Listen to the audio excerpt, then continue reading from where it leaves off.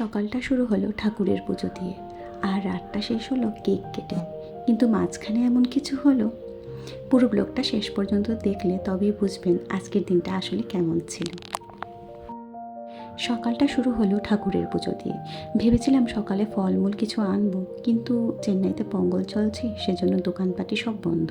তাই ঘরের জিনিস দিয়েই ঠাকুরকে দিয়ে দিলাম। পুজোটা শেষ করে খাওয়া দাওয়া শেষে আমরা পিঠেপুলি বানাতে বসে গেলাম। আমাদের ত্রিপুরাতে মকর সংক্রান্তির আগের দিনে ঘর বানিয়ে ওখানে বসে পিকনিক করা হতো। ছোটোবেলায় আমরা প্রায়ই করতাম। ওই ঘরটাকে বুড়ির ঘর বলা হতো।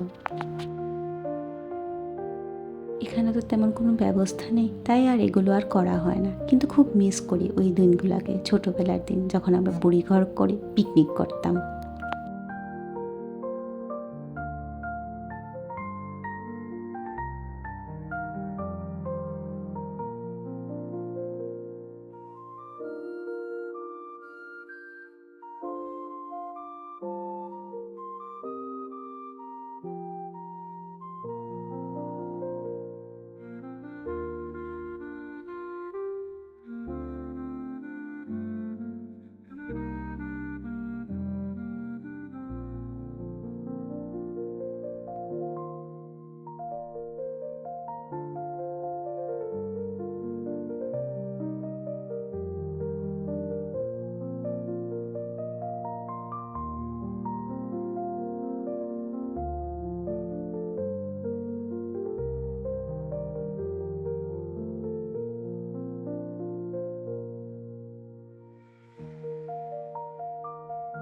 বিকেলের দিকে একটু ছাদে গেলাম।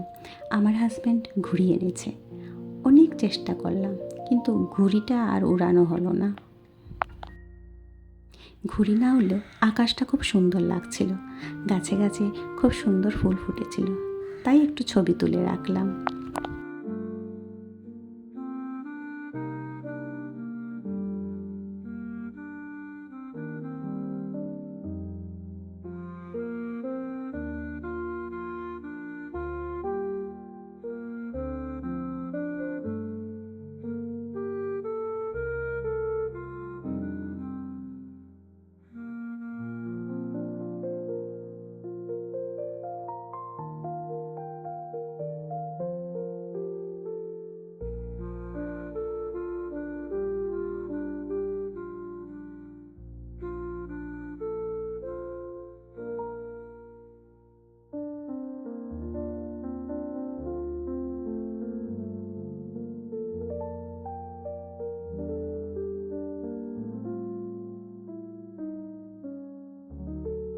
যাই হোক, সন্ধ্যার পর আমার হাজব্যান্ড আর শ্বশুরমশাইকে কেক আনতে পাঠালাম, কারণ আজ আমার শাশুড়ি মায়ের জন্মদিন।